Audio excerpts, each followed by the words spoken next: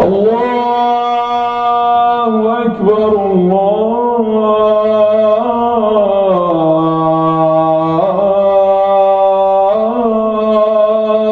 أكبر لا إله إلا الله. إن الحمد لله نحمده ونستعينه ونستغفره ونستهديه ونعوذ بالله من شرور أنفسنا ومن سيئات أعمالنا. من يهده الله فلا مضل له ومن يضلل فلا هادي له. وأشهد أن لا إله إلا الله وحده لا شريك له وأشهد أن سيدنا ومولانا محمدا عبده ورسوله. أما بعد فقال الله تبارك وتعالى في القرآن المجيد بعد أعوذ بالله من الشيطان الرجيم إنما المؤمنون الذين إذا ذكر الله وجلت قلوبهم وإذا تليت عليهم آياته زادتهم إيمانا وعلى ربهم يتوكلون الذين يقيمون الصلاة ويؤتون الزكاة أولئك هم المؤمنون حقا. وقال الله تبارك وتعالى فلا رفث ولا فسوق ولا جدال في الحج وما تفعلوا من خير يعلمه الله وتزودوا فإن خير الزاد التقوى. وقال النبي صلى الله عليه وسلم عن النبي صلى الله عليه وسلم قال إن في الجسد مضغة إذا صلحت صلح الجسد كله وإذا فسدت فسد الجسد كله ألا وهي القلب. وقال النبي صلى الله عليه وسلم من حج هذا البيت فلم يرفث ولم يفسق فرجع كيوم ولدته أمه أو كما قال النبي صلى الله عليه وسلم. My dear respect, my dear believing brothers and sisters in Islam, we thank Allah subhanahu wa ta'ala, we glorify Him, and for all the countless ni'mat and bounties that He has bestowed upon us. And we send our durood and salam to our beloved Prophet Muhammad sallallahu alayhi wa sallam. My dear respected brothers, believing brothers and sisters in Islam, in a hadith Nabi sallallahu alayhi wa sallam mentioned, he was asked, Ayyul a'mali afdal? Which actions is the best actions? Or amongst all of the actions that one can do in Islam, which are the best actions? And in many different hadiths you will find different answer. But the answer that is common, or which is considered the root and the usul, for all of them is the three things, in which Nabi sallallahu alayhi wa sallam mentioned here, Afdalul Amali, the best amal. The best amal to Allah subhanahu wa ta'ala, Imaanun billahi wa rasulihi, wa jihadun fi sabilillahi, wa hajjun mabrurun, muttafaqun alayh. Both Sahih Muslim and Sahih Bukhari have narrated that Nabi sallallahu alayhi wa sallam said, the best action or the best amal of a person is believing in Allah and Rasul sallallahu alayhi wa sallam. So let us talk a little bit about the first part of this hadith. My dear respected gathering, Alhamdulillah, most of us we have Muslim names. Alhamdulillah, most of us are born in a Muslim home. So Alhamdulillah, we are Muslim. We are Muslim not by choice. We are Muslim because we inherit this Islam. That is Alhamdulillah a good thing. But also because of that we tend to be relaxed.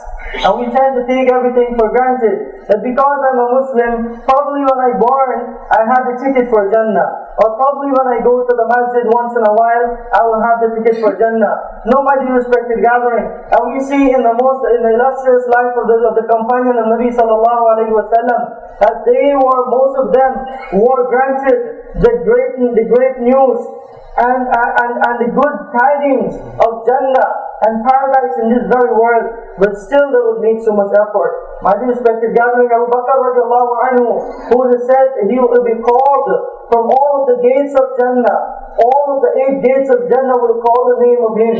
And yet he used to say, I wish I would be a blade of grass. I wish I would be a leaf on a tree. Meaning that I would have no accountability on the day of judgment. And I don't have to stand. I wouldn't have to stand in front of Allah subhanahu wa ta'ala. They were the pious people of this ummah. They are our hero. They are the people, they are our role model. Those are the people who we look up to Nabi sallallahu alayhi wa sallam and his Sahaba. And yet we can see they were crying for the whole night. They were praying tahajjud salah for the whole night. They were giving all that they ever owned in the whole night. And when he was asked, Abu Bakr radiallahu anhu, what did you left for your family? He said, Allahu wa Rasuluhu. He said, I have left Allah and His Rasul. My dear respected gathering, look at our possessions, look at our properties, look at our life, how we live today, and compare to the life of the Sahaba in terms of in provision, in terms of provision and poverty, how much they were more need than us, how much less resources they had than us, but yet their accounts and their amal is far more than us. My respected gathering, this is not to break our courage and say that no, they were those people and we are this people. They were living in the time of Nabi sallallahu alayhi wa sallam and we are living in a different time. No, my dear respected gathering, the basic principle Allah subhanahu wa ta'ala is laid down for us.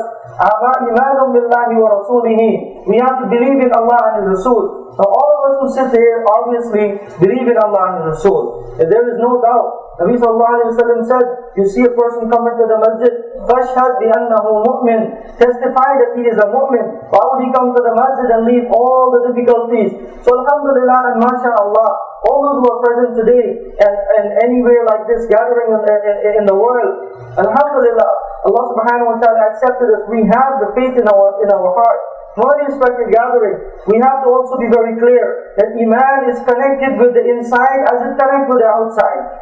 Iman, as if you are a mu'min, it should be from the inside and it should be from the outside also. It should not be only from the outside. That my outside should be good, but my inside can be whatever I do, that doesn't matter. No, or it should be that my outside should be however or whatever I do, but the inside should be pure. No, my respected believing brothers and sisters, the inside has to reflect on the outside, and the outside has to reflect on the inside. We have to be mu'minun haqqa, which Allah subhanahu wa ta'ala wants us to be. He wants us to be true mu'min. Now as Muslims, my respected gathering, and live in a society where not all of us are referred to knowledge of Islam. Alhamdulillah, most of us have our degrees, but how much of us have a degree in Islam? Meaning we know to read the Quran, we can understand what Allah subhanahu wa ta'ala is saying to us, or we can understand what was the life of Nabi sallallahu alayhi wa sallam. Basic thing that the Muslim should know, for my respected gathering, when this Iman is inside and outside. Like most of the ulama have mentioned, that Iman is tasdeequn bil lisan, iqrarun bil lisan, wa tasdeequn bil qalb. What is Iman? Is to testify with the tongue and to believe in the heart. Conviction from the heart, my dear respected gathering. And me no offenses, my dear respected brothers and sisters, but we have Islam, or I have Islam on my tongue. It's not entered my heart yet. We have to work to enter this Iman in our heart. Iman in the heart, like I said, Iman is both things, on the outside and on the inside. This is what Allah subhanahu wa ta'ala wants, a perfect Muslim. And let us look around now, my dear respected brothers and sisters. Let's look around the time that we live in. It's not the time that when we have all the resources we used to have. It's not the time that when the Muslim is the dominant nation in the world. It's not the time when we have all the money in the world. It's not the time when we have all the power in the world, which doesn't matter in Islam. In the sight of Allah, it does not matter. But I mean, when a person has resources, he can act like he's a little bit proud, he's showing off, whether it's not permissible, but if he does it, one would understand. But let's look at ourselves today. We have nothing compared to the world outside. And in Islam, if we turn towards Allah subhanahu wa ta'ala, if we bring Allah subhanahu wa ta'ala in our life, then we will have something. If not, we'll be empty shells walking on the road. So my dear respected gathering, this is very serious. And this is my message today. This is not my speech. This is my message. That we have to bring this Iman in our heart. Iman on the outside and Iman on the inside. And when that Iman establishes in one's heart, and then that person becomes a root of goodness. If his Iman is not strong in his heart, he will do all kinds of things. But when Iman is strong in his heart, he will be a root and a source of goodness and righteousness. And my respected gathering, that is the most precious and the best thing someone can be given. You can give to someone in this life and the life hereafter, the gift of Iman. And those who are sitting here, we are very lucky. And those who don't have this, we have to make effort. The second thing that Nabi Sallallahu Alaihi Wasallam said in the hadith, that we have to strive in the path of Allah, to call people towards Allah. We have to call them towards the oneness of Allah. We have to call them towards the beauty of Islam. That is our duty. The people who recite La ilaha illallah Muhammadur Rasulullah sallallahu alaihi wasallam, is our responsibility. Is the effort of da'wah and the work of da'wah and inviting others towards Islam was the purpose of the sending of Nabi sallallahu alaihi wasallam. That was his main maqsad and his main purpose of coming into this world. And let us check our life. That who am I? What am I here for? Why I am here for? Let's recognize my status. Why did Allah subhanahu wa ta'ala send me here? And what is my role in this short life that Allah subhanahu wa ta'ala gave us of approximately 60-70 years? And what is my role in this world? And we will come to the conclusion that I'm not living here for myself. I'm living here for the entire ummah. But I'm living here to take up the work of Nabi Sallallahu Alaihi Wasallam and to spread this kalima into each and every house, all parts of the world. Now, when we respected gathering, because I've mentioned before that the Iman is inside and outside. So when our actions are good, on the outside we have the Iman, then our tongue will deliver good and pleasure thoughts and pleasure words. And when our heart is good and reformed with Iman, then our actions will be righteous and will be good. And Nabi Sallallahu Alaihi Wasallam mentioned about this in a hadith where he said that Ala inna fil jasadi mudghatan, that verily there is a piece of flesh in the body of a human being. إِذَا صَلُحَتْ صَلُحَ الْجَسَدُ كُلُّهُ.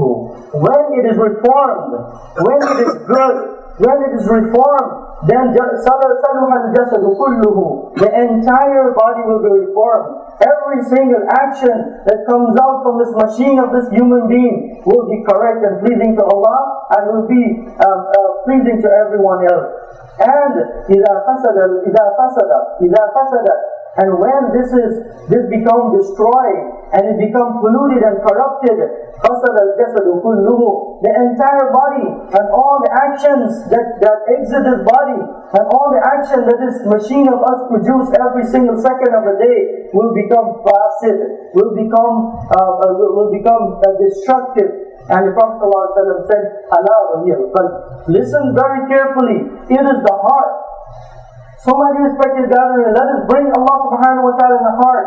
Ulama has mentioned the heart is the place for Allah. The heart is the throne of Allah. Allah wants to let us bring Allah subhanahu wa ta'ala in our life. My respected gathering, Iman, when we have this strong conviction in our heart, then we would want to know Allah. Then we would want to believe in Allah more. Like He ought to be believed in. We would want to recognize His oneness. We would want to trust Him more in our daily life. And the things that we do today, we trust our resources, and then we go and trust Allah. Or we trust Allah very little. So when this Iman will establish in our heart, we will be able to trust Allah more, have tawakkul in Him more, have the awareness of Allah more, and love Allah more, and wanting to bring Him and make Him a part of our life. And my respected gathering, Iman is not only desiring and intending to do good deeds and to obey Allah. Iman is that power, and Iman is that enlightenment that pushes someone, is that strength that pushes someone to obey and to love Allah subhanahu wa ta'ala. So making intentions, as they say in Islam, earns you a deed. But only one deed will not take you to Jannah. Look at the life of the Sahaba. They give everything. In turn, Allah gives them Jannah. So if we want to attain that Jannah, we have to make some more effort than only intention. We have to step out of the lines of desires and enter into the lines of reality and the orders of Allah subhanahu wa ta'ala. And Allah subhanahu wa ta'ala mentions in the Quran, إنما المؤمنون أعوذ بالله من الشيطان الرجيم إنما المؤمنون الذين إذا ذكر الله, that the real and true believers are those people إذا ذكر الله وجلت قلوبهم, when the name of Allah is being mentioned, when the talks of Allah is being mentioned, or when the mentioning and the dhikr of Allah subhanahu wa ta'ala is presented in front of them, وَجِلَتْ قُلُوبُهُمْ, the hearts become filled with the awe and the awareness of Allah, and the love of Allah, and the closeness of Allah. وَجِلَتْ قُلُوبُهُمْ, it shakes and it trembles with the awareness of Allah and for the love of Allah. And وَإِذَا تُلِيَتْ عَلَيْهِمْ آيَاتُهُ, and when the ayats, and when the verses, and when the signs of the greatness of Allah and the Quran has been recited in front of them, زَادَتْهُمْ إِيمَانًا, it increases their iman. Now all of us are sitting here, let us check ourselves. These are some of the guidelines that we can check ourselves if we are mu'min. إِذَا ذُكِرَ اللَّهُ وَجِلَتْ قُلُوبُهُمْ, our hearts trembling for the love and the fear of Allah, or the awareness of Allah. وَإِذَا تُلِيَتْ عَلَيْهِمْ آيَاتُهُ, and when the ayats are recited in front of us, زَادَتْهُمْ إِيمَانًا, then our iman increases or not. When we read the Quran, our increases or not. When we listen to talks of Allah and the greatness of Allah, our iman increases or not. Let us check ourselves. وَعَلَىٰ رَبِّهِمْ يَتَوَكَّلُونَ, and we have our trust. The mu'min are those people who trust Allah subhanahu wa ta'ala. Yes, we use our resources, but our trust should be in Allah subhanahu wa ta'ala. Dunya darul asbab. The world is a place of resource, and we need to use them as human beings. But Allah subhanahu wa ta'ala gave us, but our tawakkul and our trust should be only in Allah subhanahu wa ta'ala. الَّذِينَ يُقِيمُونَ الصَّلَاةَ, and those people who establish the salah, وَيُؤْتُونَ الزَّكَاةَ, and they give the zakah. Allah subhanahu wa ta'ala said, أُولَٰئِكَ هُمُ الْمُؤْمِنُونَ حَقًّا, that they are truly حَقًّا. Those are the mu'min in truth. In reality, in haqq, they are the mu'min. So my dear respected gathering, the question to myself, first, and each and every one of us, am I a mu'min haqqa? Am I a true believer? Am I a true believer? And if I'm a true believer, alhamdulillah, and let us keep working up the line closer to Allah.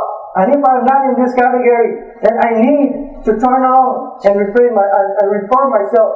My respected gathering, for the reforming of our outside, we go to a lot of extent. Some might be even haram that we go. Just we want to make ourselves look good. I want to make myself be active, look smart. I want to be healthier, so I change the way how I sleep. I change the way how I eat. I change the way how I drink. I work out, which is good. And some way which are not good, people go to the extent to make themselves look good and active.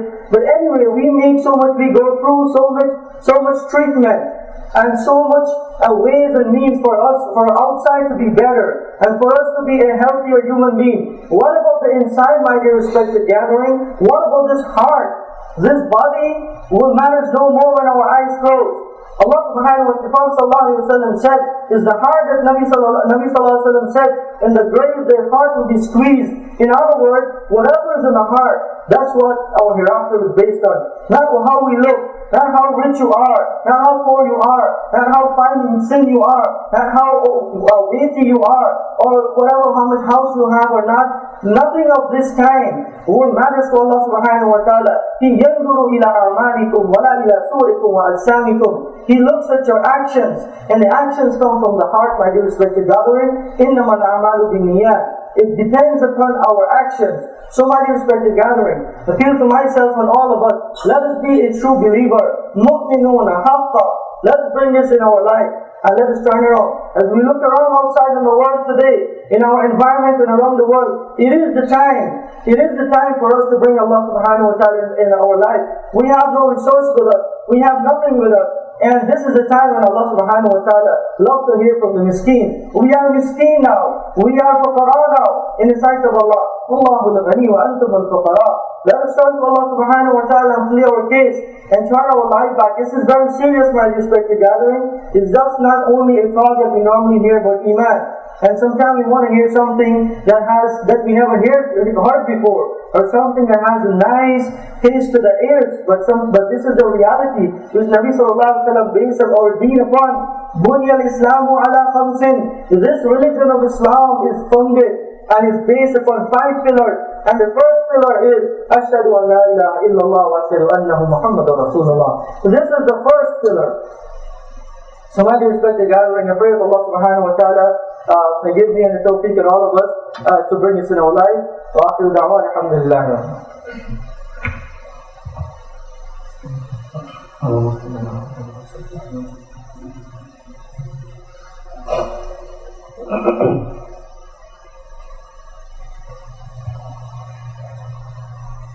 Alhamdulillah, Alhamdulillah, nahmaduhu wa nasta'inuhu wa nastaghfiruhu. Our dear respected believing brothers and sisters in Islam, as the continuation of the hadith, the third part of the hadith is mentioned, Hajjul Mabrur, that one of the best action in the sight of Allah subhanahu wa ta'ala is a Hajjul Mabrur. And Hajjul Mabrur, and why I picked this topic today, because I encourage myself and all of us that Hajj also is one of the farida and one of the pillars of Islam, like Imaan billah wa rasulihi, iqamat as-salah, ita' az-zakah, sawm Ramadan, Hajj al-bayt man istata'a ilayhi sabila. Those who can endure the expense and the provision and the path of security, they should go for Hajj. My respected gathering, just like we think it's necessary for us to be here on the day of Jummah, just like us we think that it's fard and it's compulsory, and if I don't pray my 5 times salah, and Allah will hold me accountable. Just like we think in the month of Ramadan, I should refrain from all the bad things and the fast. And just like we think that the Hajj pay my dues, pay my zakat, and my sadaqah at the end of the year. Just like this, we should think that Hajj is one of the praise of Allah, and it should not be delayed. It should not be delayed that I will do this when I'm older, or when I commit all my sins, when I intended to reform myself. We don't know when life will end, my respected gathering. So this is a fariza. When the necessary requirements become farz upon us, then it becomes farz upon you. We should not delay this. We should not take this money and spend it in building. We should not take this money and spend it in marriages, or we should not take this money and put it on in a fund retirement or anything. This is a hukum of Allah, and we have to obey this hukum of Allah very promptly.